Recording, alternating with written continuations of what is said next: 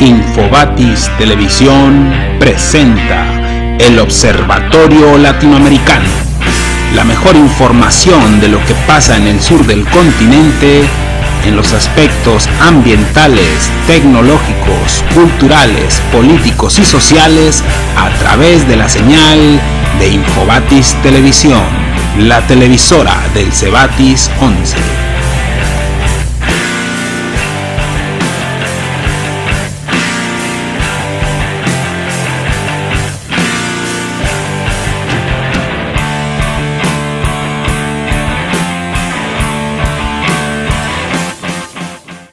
Lo mejor de los titulares locales aquí en Infobatis, el canal de Cebatis 11 Comunica.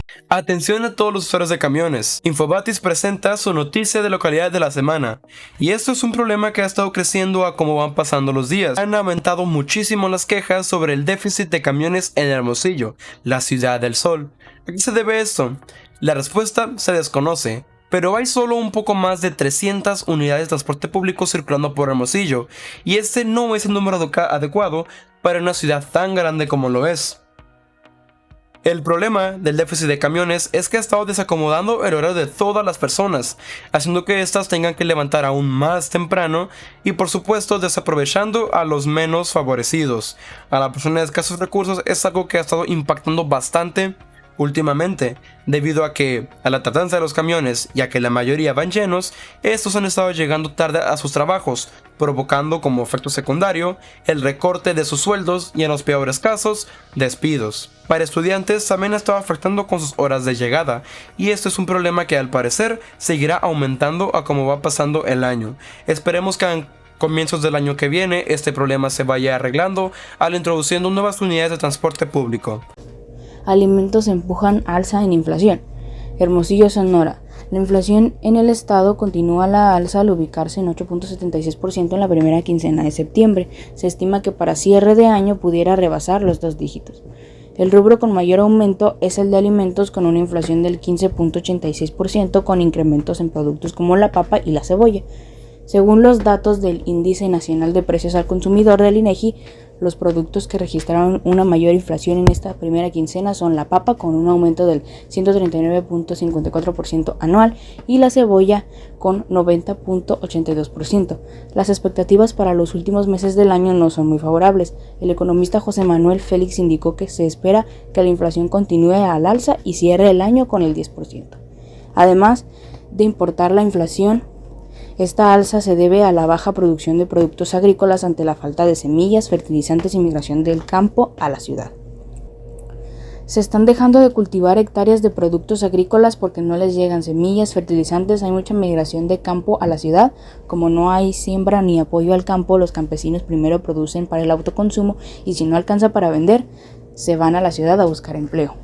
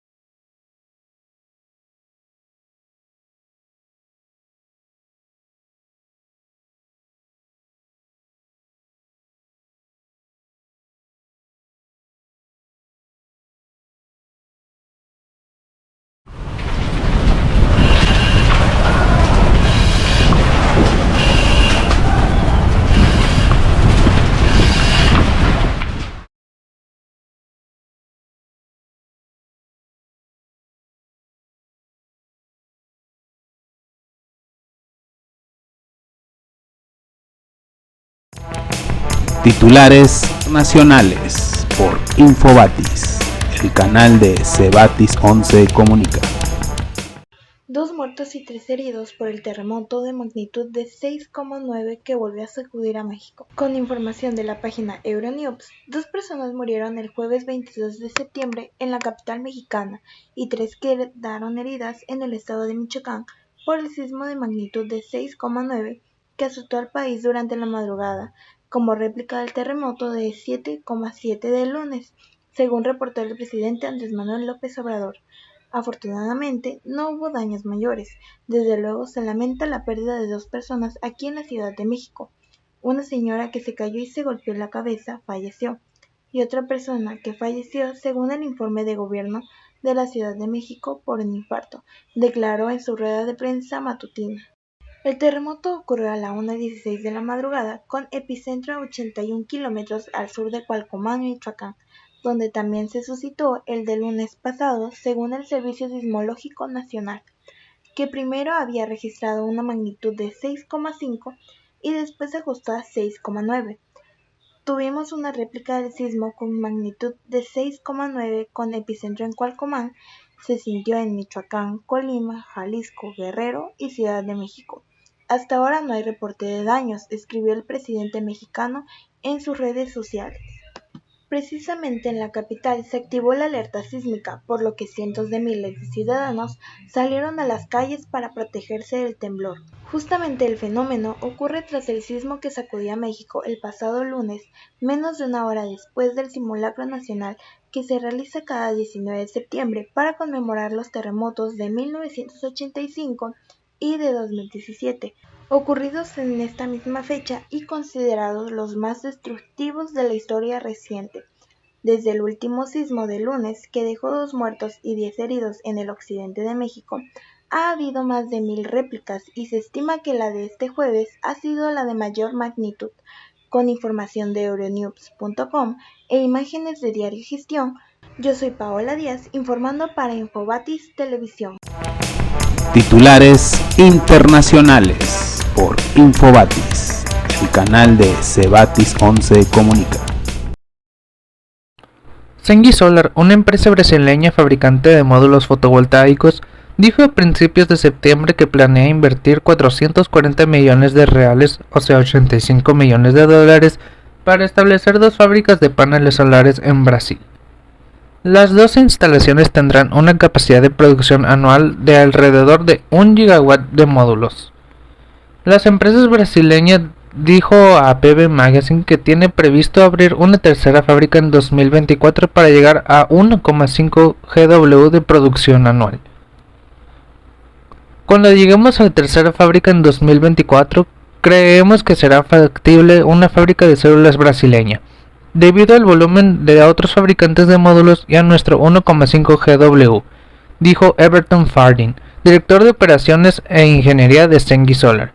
Ya hemos entrado en el proceso de viabilidad, incluidos los estudios sobre el impacto medioambiental de llevar una fábrica de células a Brasil. Quizá en 10 años tengamos toda la cadena de suministro, desde el cuarzo, el silicio metálico, el silicio solar, los lingotes, las obleas y las células aquí en Brasil, dijo Murilo Boneto, director del I+D de Cengi Solar.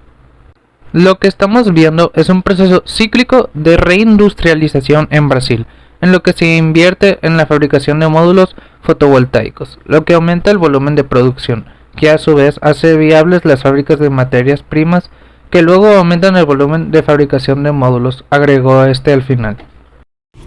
Uruguay acude a las urnas este domingo para votar en un referendo que puede definir la segunda mitad del mandato del presidente Luis Lacalle Pou. Las encuestas marcan empate técnico entre las 2 posiciones, las que quieren derogar 135 artículos de la llamada Ley de Urgente Consideración y los que buscan que se mantengan. Desde Montevideo, Darío Infobatis Televisión presenta el acuerdo de precios y salarios durante la presente inflación en la Argentina. El acuerdo de precios y salarios sigue verde y UIA y CGT apuestan todo a paritarias. Sin convocatoria general, Comercio busca contener precios sector por sector y Massa pide responsabilidad a industriales. El miércoles, el INDEC publica dato de pobreza previo a la última disparada de inflación. El gobierno cierra un acuerdo con las empresas para congelar el precio de la ropa, mientras el gabinete económico discute si avanzará con un plan de shock contra la inflación. La convocatoria a un acuerdo de precios y salarios se dilata y el gobierno apuesta a que sea la reapertura de paritarias las que mantengan el poder adquisitivo de los salarios, tal como reclaman a dúo la CGT y la Unión Industrial Argentina. Esta semana vamos a convocar a empresarios y sindicalistas para alinear precios y salarios por 60 días, había dicho el presidente Alberto Fernández el 9 de agosto, a días de la asunción de Sergio Massa como ministro de Economía. Al cabo de un mes y medio, la convocatoria no ocurrió. Aunque la inflación continúa a un ritmo del 7,3% mensual en la primera quincena, según Ecolatina, y el rubro alimentos y bebidas avanzó 7,7 promedio en las últimas 4 semanas, según el SG.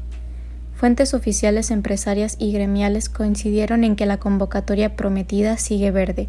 La cúpula de la UIA recibió este jueves a Massa y el secretario de Industria José de Mendiguren. Además del reclamo por las importaciones, la entidad que preside Daniel Funes de Rioja manifestó su rechazo a un aumento general de salarios por decreto. Como los grandes gremios de la CGT, la UIA busca resolver la puja distributiva sector por sector, con reapertura de paritarias. La CGT y la UIA quieren paritarias.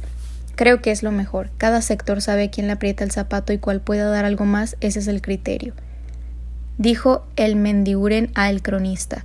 La cúpula de la CGT no se opondrá a un eventual decreto de aumento general, pero tampoco lo impulsará, dijeron este medio. En paralelo, el equipo de Matías Tombolini negocia con las grandes firmas de consumo masivo la nueva edición de Precios Cuidados, con una lista más acotada y mayor participación de primeras marcas.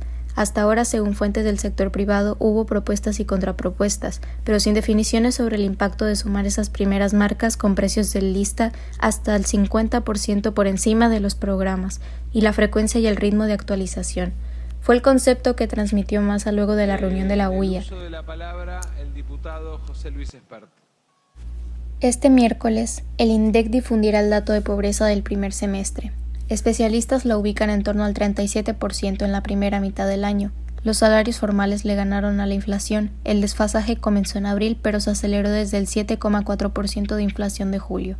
Según el informe de distribución del ingreso del INDEC, el 50% de los hogares vivía con hasta 97,000 pesos argentinos por mes, mientras que la canasta básica total valía un aproximado de 104,216 en junio.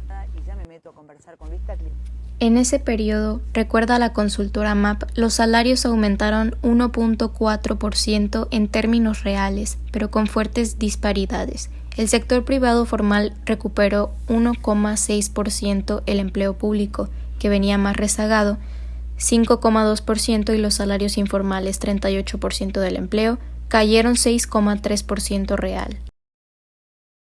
Ante eso, el gobierno aumentó asignaciones familiares y prepara el bono a personas en extrema vulnerabilidad, con parte de la recaudación adicional por dólar soja. Eso, más paritarias, parece ser la fórmula ante una inflación que no baja del 7% mensual. Si una parte del masismo propone un plan de shock, la necesidad de arrancar con una devaluación o un desdoblamiento formal provoca rechazos del ala cristinista y del presidente Alberto Fernández. Por ahora, la convocatoria intersectorial viene por otro lado. El Consejo Económico y Social que encabeza Mercedes Marco del Pont reunió a empresarios, sindicalistas y académicos para expresar su preocupación por los efectos dañinos para la convivencia social y política que tienen las crecientes manifestaciones de intolerancia y violencia, luego del atentado contra la vicepresidenta Cristina Fernández. Fue un primer gesto de acuerdo mínimo ante la tibia reacción de los partidos políticos. Con información del periódico Economía y Política, cronista de la Argentina, yo soy Azul Rivera para Infobatis Televisión. La ruta económica que el país debería seguir. Una reforma tributaria y otra al mercado laboral son algunas de las propuestas de los análisis para que el país vuelva a crecer. Ante la incertidumbre alrededor de lo que traerá la nueva realidad, Gobierno Nacional, gremios, empresarios y académicos siguen proponiendo fórmulas y estrategias para que con la reactivación también haya recuperación económica en el país. En esa línea, Luis Fernando Mejía, director ejecutivo de FEDesarrollo, considera que hay elementos importantes. Uno relacionado con medidas de corto plazo y otro con disposiciones de mediano y largo plazo. En el primero considera que es fundamental un plan de choque de pequeñas obras de infraestructura pública por parte del Gobierno Nacional, coordinado con las entidades territoriales. Estamos hablando de inversiones en vías terciarias, en parques, en educación de calles, carreteras y caminos, es decir, unos trabajos que permitan jalonar la actividad económica desde el territorio, puedan impulsar la creación de empleo, especialmente no calificado, que ha sido altamente golpeado en esta crisis, precisa Mejía. Asimismo, dice que ha sugerido complementar el plan de apoyo del empleo formal con incentivos o subsidios para la creación del mismo, porque ya se perdieron más de 4 millones de puestos de trabajo y por lo tanto el objetivo debe ser focalizado la política pública económica en recuperar el empleo. Hemos propuesto que se pueda subsidiar hasta 16,5% de los costos no salariales relacionados con el 12% de los aportes que se hacen a los empleados por concepto de pensión, 4% de cajas de compensación y medio punto de riesgos laborales. Un incentivo transitorio que puede resultar útil para jalonar el empleo formal, agrega el directivo. En tanto que en las medidas de mediano y largo plazo, asegura que el país va a tener que discutir una reforma tributaria el próximo año y pensar en una reforma al mercado laboral, que dé la posibilidad de reaccionar nuestra regulación hacia las nuevas realidades económicas, especialmente hacia el propósito de aumentar el empleo formal, que hoy es apenas del 40% del total, así como ahondar en los mecanismos de competencia y de apertura comercial y, por supuesto, en lo que tiene que ver con la diversificación del aparato productivo. Para Mejía, estas son reformas estructurales que no son de inmediato dividendo, pero fundamentales para retomar la senda de crecimiento económico que traía Colombia antes de esta crisis. La visión desde la academia, Pedro Enel Balbuena, docente de la Facultad de las Ciencias Económicas y Administrativas de la Universidad El Bosque, economista en estudios sociales, indica que hay un consenso positivo entre los economistas sobre el crecimiento en la medida que se supere la emergencia sanitaria, pero insiste en que su camino va a ser largo y lleno de dificultades. Anota que la velocidad de recuperación para las economías depende de la capacidad de los gobiernos para activar políticas anticíclicas para revertir rápidamente la concentración del consumo y la inversión. Sin duda, una política monetaria expansiva y un fuerte impulso de inversión pública deberían ser los caminos más expeditos, especialmente en países como el nuestro, donde los efectos de la pandemia son desalentadores, reflexiona el docente. Así las cosas, y asumiendo el riesgo inflacionario de corto plazo, manifiesta que la política monetaria expansionista debe ir acompañada de un ajuste institucional del sector bancario, que permita que la transmisión de la política sea de manera eficiente y ágil. Implica también una disminución de los costos de la transición del crédito para los consumidores e inversionistas, de tal suerte que es un impulso macroeconómico del Estado no se quede a mitad del camino. La pandemia ha dejado al descubierto las grandes desigualdades sociales, las brechas estructurales que secularmente no se han resuelto. En estos aspectos se debe enfocar la política pública en la medida de no solo estamos retrocediendo a niveles de décadas anteriores de significativa desigualdad y pobreza.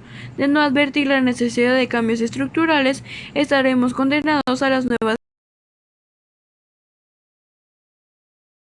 efectos y los fantasmas de años anteriores, que redundarán en mayor violencia, narcotráfico y desigualdad social. Sentencia Pedro Enel Balbuena.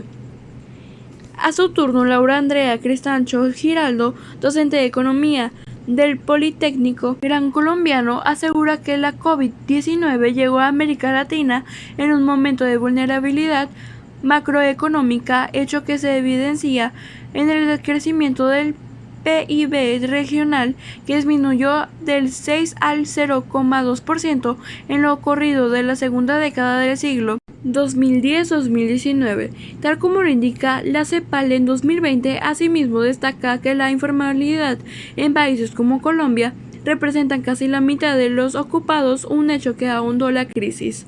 La respuesta a esta profunda crisis deberá ser de manera coordinada por todos los actores económicos, gobiernos, hogares y empresas, lo suficientemente amplia para acoger a todos los sectores de la economía y que se incorpore la perspectiva regional, subraya Cristancho y concluye que para comenzar la recuperación económica es necesario adoptar el instrumento fiscal expansivo para estimular la demanda agregada a través del gasto público, al tiempo que el Estado se debe convertir en empleador de grandes volúmenes de trabajadores, convirtiéndose en un actor clave para las políticas de reactivación, empleo y política social.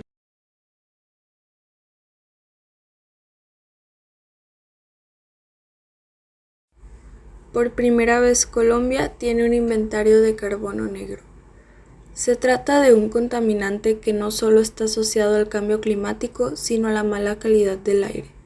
Entre 2010 y 2018, sus emisiones crecieron 4.97% en el país. La meta a 2030 es disminuirlas en un 40% frente a lo que se generó en 2014. Transporte y agricultura tienen responsabilidades clave. Esta mañana, el IDIM y el Ministerio de Ambiente presentaron un documento que se conoce como los Informes Bienales de Actualización, una herramienta que usan los países para presentar ante la ONU cuáles son los avances que han realizado para enfrentar el cambio climático. Entre los capítulos claves del informe, que en esta ocasión se trata de su tercera versión, está en Inventario Nacional de Gases de Efecto Invernadero, en el que se busca reportar cuántas toneladas de CO2 genera el país y qué sectores contribuyen más a estas.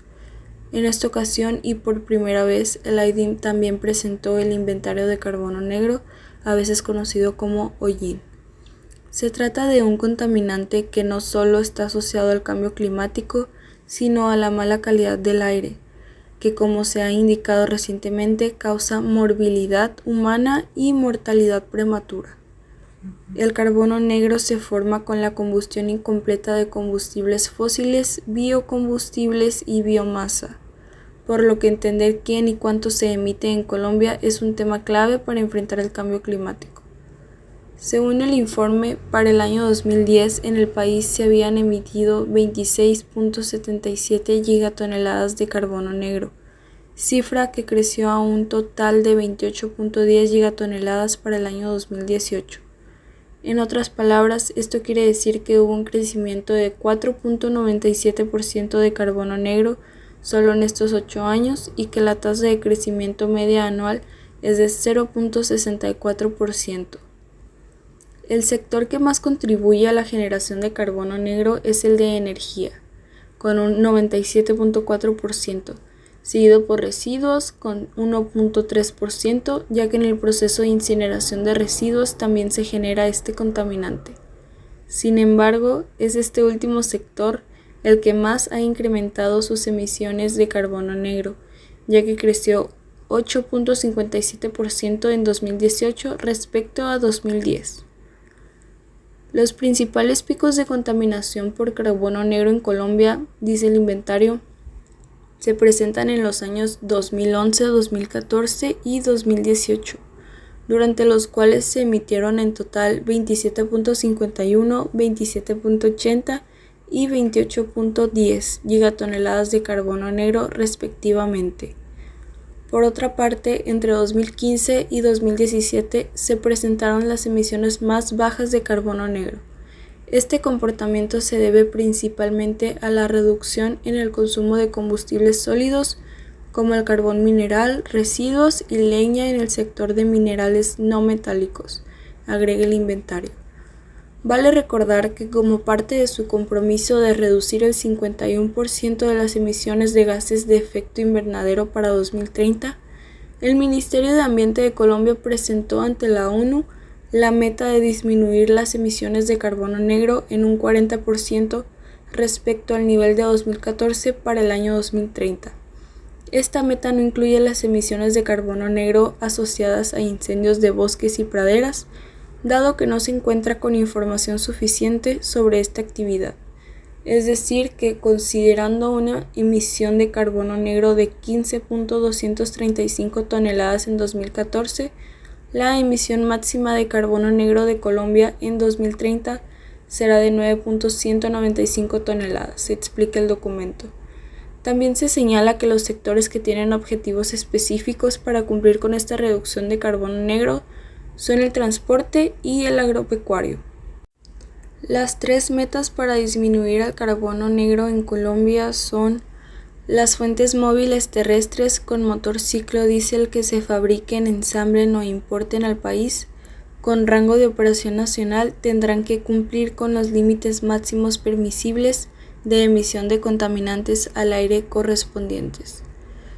Nueva regulación indicando que a partir del 2023 la maquinaria debe cumplir como mínimo con los estándares sin importar su año de fabricación, exceptuando maquinaria agrícola con potencia inferior a 19 kW y superior a 560 kW. Y por último, disminución a 2030 de las quemas de cultivo de arroz, caña de azúcar, maíz, trigo, entre otros, una de las principales fuentes de carbono emitidos del sector agropecuario. Escuelas normalizadas ven aumento de violencia. Con las escuelas volviendo a la normalidad, más estudiantes están experimentando violencia escolar, mostró una encuesta del Ministerio de Educación. El Ministerio de Educación anunció los resultados de una encuesta sobre la violencia escolar realizada por las oficinas locales de educación en Corea el martes. La Oficina de Educación de la provincia de Gyeonggi del Norte no fue incluida, ya que decidió realizar una encuesta individual. Unos 3,21 millones de 3,87 millones de estudiantes participaron en la encuesta con una tasa de respuesta del 82,9%. La encuesta se realizó del 11 de abril al 18 de mayo. En la encuesta, 53.880 estudiantes, el 1,7% de los encuestados, respondieron que habían sufrido violencia escolar entre el segundo semestre del 2021 y el primer semestre del 2022. El número fue el más alto en años, aunque la cifra había aumentado del 2016 al 2019, se mantuvo relativamente baja en 2020 y 2021. El ministerio interpretó que el aumento en el número de estudiantes que experimentan violencia escolar probablemente provenga de escuelas que regresen a la normalidad con clases presenciales.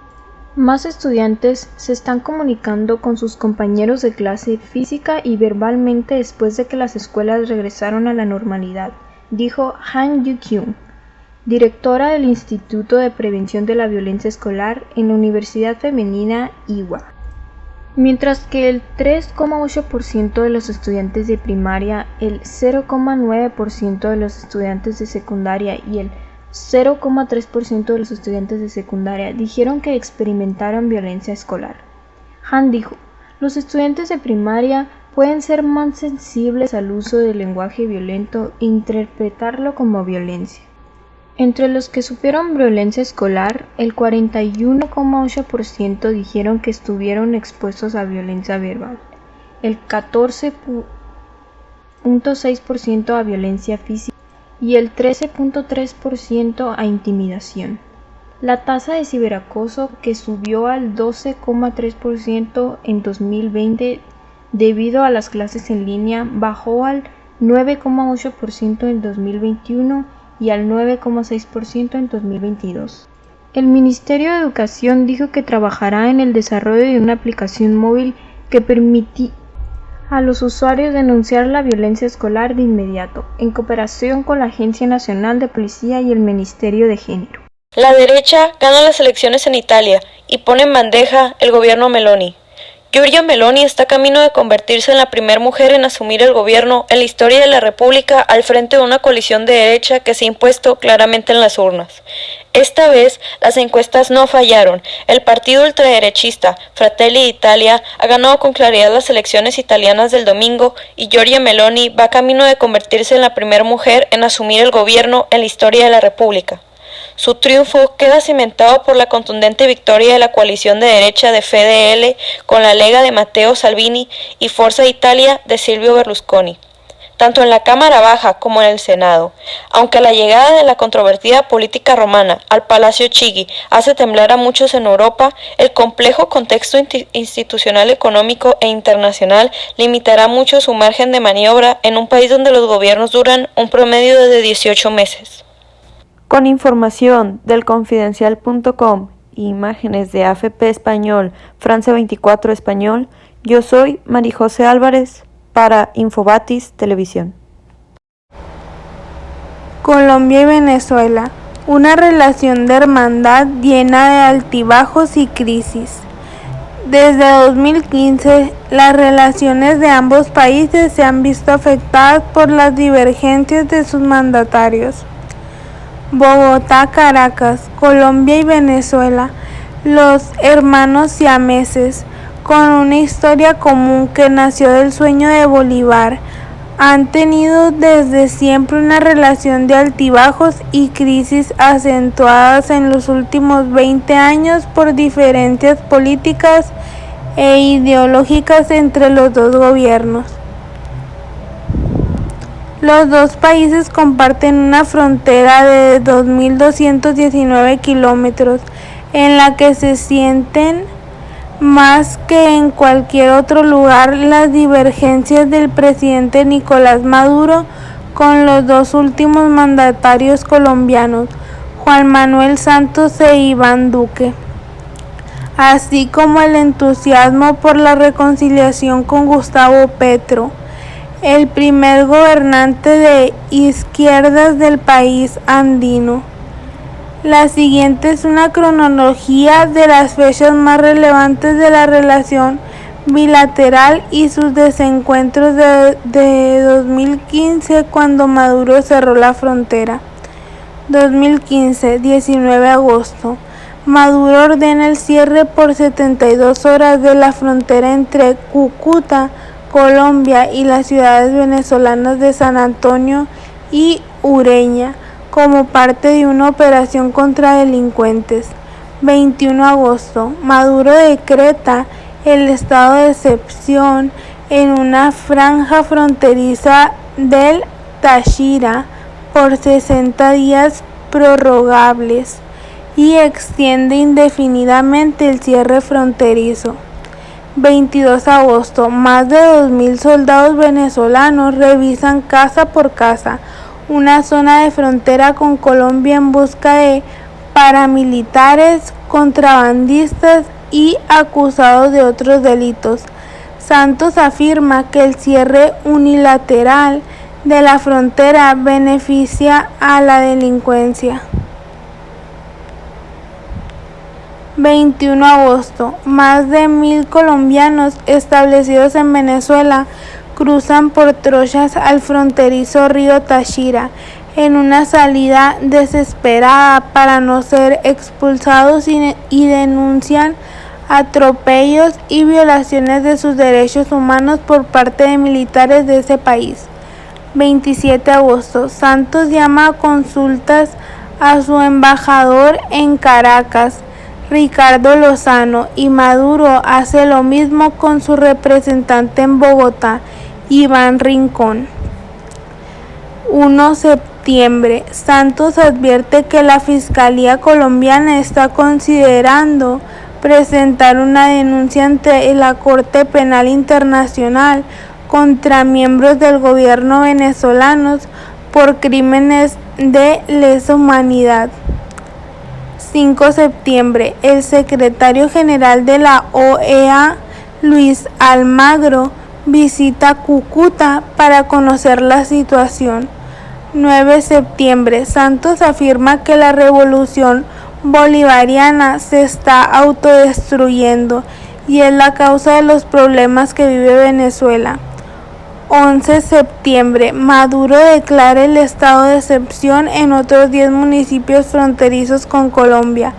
21 de septiembre. Santos y Maduro acuerdan en una reunión en Quito el retorno de sus respectivos embajadores. 2 de octubre. La ONU alerta que 22.194 colombianos retornaron de Venezuela a Colombia desde el inicio de la crisis. 2016, 18 de enero, Venezuela anuncia la apertura de la frontera en el estado de Táchira para facilitar el paso de estudiantes que reanudaron sus clases en Colombia. 10 de julio, más de 35,000 personas procedentes de Venezuela pasan un día a la frontera en Cúcuta para abastecerse de alimentos y medicinas gracias al corredor humanitario abierto por los dos gobiernos. 11 de agosto, Santos y Maduro se reúnen en Puerto Ordaz, Venezuela, y acuerdan la apertura ordenada, controlada y gradual de la frontera. 2017, 18 de julio, un grupo de senadores de Colombia y Chile presenta una denuncia ante la Corte Penal Internacional en La Haya contra Maduro por diversos delitos, entre ellos el de tortura. Entre ellos estaba el entonces senador colombiano Iván Duque. 3 de agosto, luego de la elección de una polémica Asamblea Nacional Constituyente en unos comicios en los que no participó la oposición, Santos afirma que es el fin de la democracia en Venezuela y no reconoce el resultado de los comicios. 2018, 7 de agosto, el uribista Iván Duque asume como nuevo presidente de Colombia y se agudiza el enfrentamiento verbal con Maduro. 2019, 5 de enero, el nuevo Parlamento de Venezuela, controlado por la oposición, elige como presidente de la Asamblea Nacional a Juan Guaidó. 23 de enero, Guaidó se declara presidente encargado de Venezuela. Duque anuncia desde Davos, Suiza, que lo reconoce como presidente de Venezuela y que acompaña el proceso de transición hacia la democracia para que el pueblo del país vecino se libere de la dictadura. 1 de febrero, Duque dice que a la dictadura de Venezuela le quedan muy pocas horas. 21 de febrero, Duque recibe las cartas credenciales de Humberto Calderón Berti, embajador designado por Guaidó. 22 de febrero, se realiza en Cúcuta, del lado colombiano de la frontera, el concierto Venezuela High Life, convocado por el multimillonario Richard Branson, al que asiste Guaidó, que acapara el protagonismo.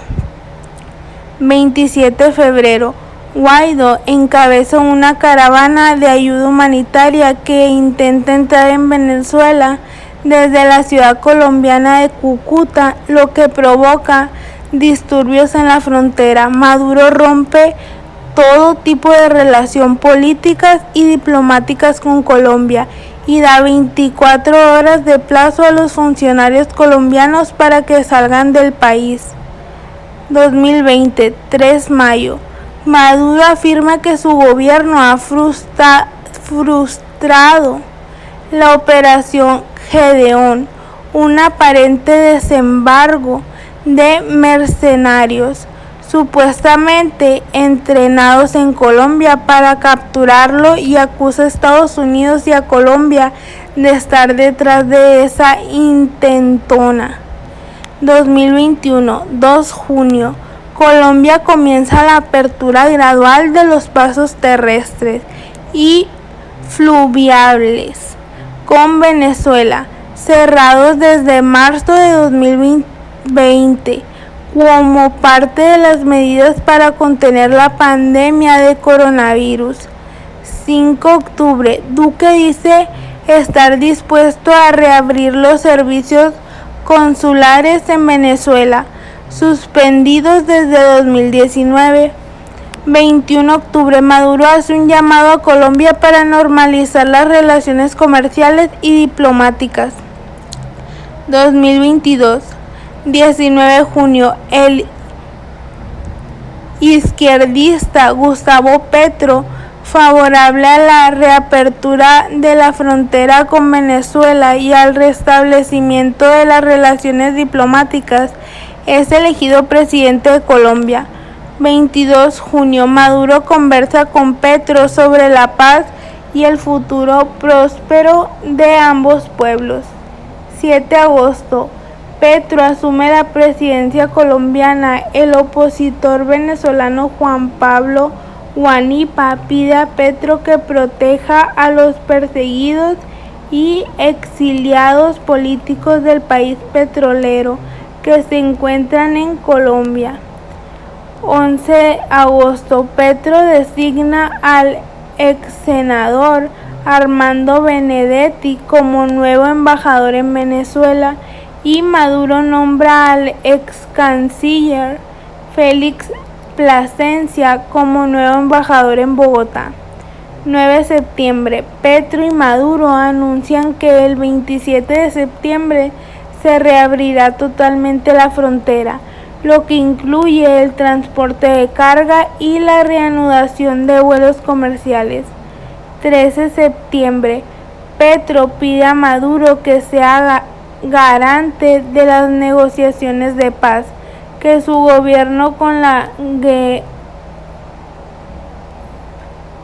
guerrilla del Ejército de Liberación Nacional, lo que Maduro acepta.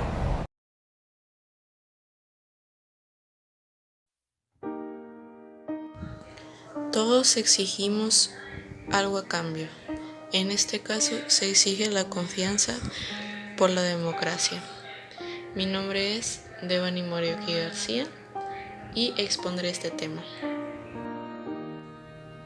No puede haber democracia sin confianza. El canciller de Panamá argumenta en este artículo que la desconfianza creciente en los gobiernos latinoamericanos erosiona los sistemas democráticos. Atravesamos un periodo de desconcertante inestabilidad. Nadie confía en nadie. No confiamos en los medios para informarnos. No confiamos en las instituciones y mucho menos en los gobiernos. La región América Latina y el Caribe es la más desconfiada del mundo. Los niveles de confianza han crecido al punto más bajo histórico y solo 1 de cada 10 personas cree que se puede confiar en los demás. La falta de confianza es el problema más urgente al que nos enfrentamos y no obstante. No le estamos plantando cara. Una sociedad desconfiada debería ser una contradicción en sí misma. La sociedad se basa precisamente en la confianza, en las interacciones cotidianas, en la certeza de que vamos a proceder como se espera. La confianza es bien intrigable que articula nuestro mundo, articula nuestras vidas. La confianza es la fe en los demás. El paciente confía en el médico y sigue sus recomendaciones, como el ciudadano debería poder confiar en el gobierno para garantizar los servicios públicos. Y sin confianza, las instituciones solo quedan en el caos. Cuando una sociedad se está fracturando, perderemos el equilibrio. Todo se equivoca, como en un terrible terremoto. La falta de confianza cala en la sociedad y nos afecta a todos, como un virus, infectándolo todo. La confianza en el gobierno, las instituciones y el sector privado. Como por ejemplo, la encuesta integrada de valores del 2020 ya revelaba que menos de 3 de cada 10 ciudadanos en América Latina y el Caribe confiaban en su gobierno. Según el estudio publicado por la Organización de la Cooperación y el Desarrollo Económico sobre la confianza de la población en los gobiernos, la pandemia ha hecho que los niveles de la confianza decrecieran. En 2021, a niveles por debajo de los que se vieron durante la crisis económica del 2008. Si bien la falta de confianza es un problema mundial, esta se ha reducido considerablemente en nuestra región. Esto es particularmente interesante a la luz del estudio publicado por el Centro Latinoamericano de la Administración para el Desarrollo, donde esta evidencia que el crecimiento económico tiene efectos positivos y significativos sobre la confianza política. En la región que menos creció de todo el planeta durante la pandemia, la disminución en la confianza era de esperar. Lo que más preocupa es que, de acuerdo En su publicación, La desconfianza política y la capital social de Europa y Estados Unidos del 2010, una caída de la confianza política, ya sea en los políticos, en las instituciones o en todo el sistema, puede hacer que los gobiernos enfrenten serios problemas respecto a la percepción y de la efectividad de sus acciones, así como la disposición de los ciudadanos para obedecer las leyes. Por ello, la democracia depende de la confianza. Es uno de sus pilares fundamentales. En la sociedad que enfrentamos hoy, esta sociedad de la desconfianza, nuestros sistemas democráticos se están erosionando. De acuerdo al informe de IDEA, el estado de la democracia en el mundo de 2021, fomentar la resiliencia en tiempos de pandemia. La mitad de las democracias en nuestro continente muestran claros signos de erosión y el apoyo a la democracia como sistema de gobierno ha caído de 63 a 49% en la última década. Afectaciones que tuvo la tormenta Ian el pasado 25 de septiembre del 2022 en Costa Rica por el noticiero La Nación. Gracias a las lluvias de este 25 de septiembre, la Comisión Nacional de Emergencias reporta 40 inundaciones en diferentes partes del país. La mayor afectación se ve en Desamparados y Zarcero. En Zarcero, la ruta 141 hacia Naranjo estuvo cerrada durante más de 3 horas. Las lluvias y saturación del suelo provocaron un derrumbe que afectó postes de tendido eléctrico y alcanzó levemente un vehículo liviano. En Zarcero y zonas aledañas hubo fallas en el servicio eléctrico y no hubo electricidad entre 3:30 y 5 de la tarde. En Desamparados, las inundaciones se dan por las fuertes lluvias en la zona, por la obstrucción de alcantarillado y asimismo por el desbordamiento del río Jorco. Además, en la ruta Cangreja, en Cartago, un derrumbe al final de la tarde obligó a paso regulado en el kilómetro 32. Mi nombre es Dana Paola y eso sería mi reporte por el día de hoy. Buenas noches. El alud de tierra que fue provocado por las fuertes lluvias que se registran en gran parte del territorio colombiano. 3 niños murieron este jueves 17 de julio del 2022 por un deslizamiento de tierra que se sepultó en una escuela rural del municipio cafetero de Andes, en el noroeste de Colombia, según las autoridades. La mesa chica de la CGT cenó con el presidente en Olivos. Preocupa la profundización del conflicto que paraliza la producción de cubiertas, la reapertura masiva de paritarias para compensar la inflación en el centro de la agenda. La profundización del conflicto en la industria del neumático, donde la conducción de izquierdas del SUNA mantiene paralizada la producción en las 3 fábricas de cubiertas del país, encendió todas las alarmas en la primera línea de la CGT. En la principal central obrera advirtieron en reserva por cierta pasividad oficial frente a la escalada en las medidas de fuerza dispuestas por el gremio, que lidera el también referente del polo obrero Alejandro Crespo y reclama mayor firmeza del gobierno para intervenir en la búsqueda de destrabar el conflicto.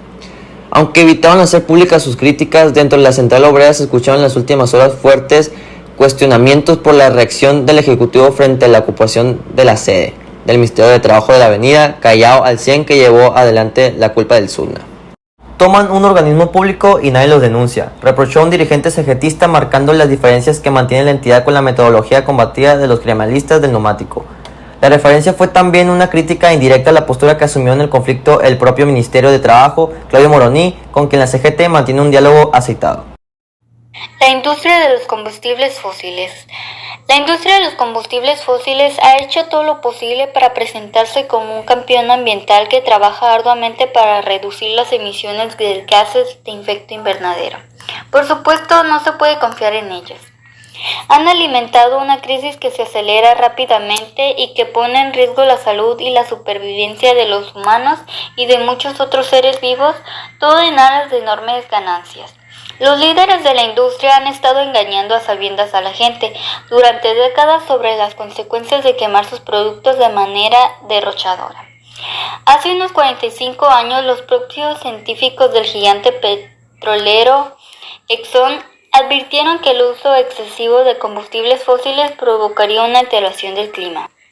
En primer lugar, existe un acuerdo científico general de que la forma más probable en que la humanidad esté influyendo en el clima global es a través de la liberación de dióxido de carbono por la quema de combustibles fósiles, dijo el científico principal de Exxon, James Black, al comité de administración de la compañía en 1977. Infobatis presenta lo mejor de la cultura de masas y sus espectáculos. Infobatis, el canal de Cebatis 11 Comunica. Actos de K-pop se preparan para los lanzamientos de octubre. The Korea Times. Octubre será un mes emocionante para los amantes del K-pop en todo el mundo, con una cosecha de cantantes preparándose por sus nuevos lanzamientos. Seulgi, el grupo de chicas K-pop Red Velvet, será su debut en solitario el 4 de octubre, casi 8 años después de debutar como parte de su grupo 2014. Es la tercera integrante de Red Velvet en ir sola después de Wendy Joy. El 7 de octubre, Stray Kids está listo para lanzar su nuevo mini álbum, Maxident. Según su agencia JP Entertainment, es un término acuñado por los términos que combina las palabras máximo, accidente e incidente.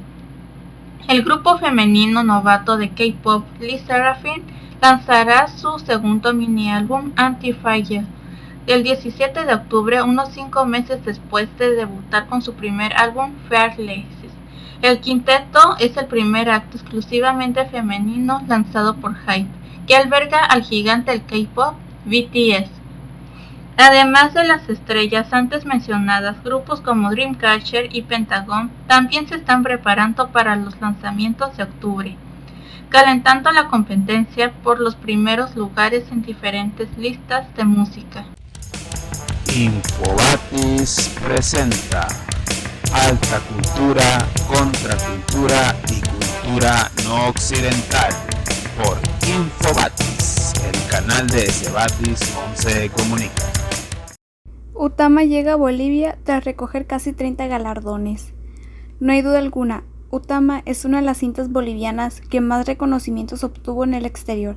Hasta la semana pasada, la cinta consiguió 30 galardones en diferentes festivales internacionales y concursos del mundo. Comenzó con buen pie.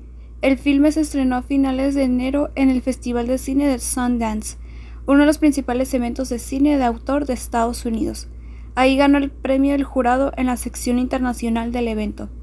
Fue un año muy hermoso y especial.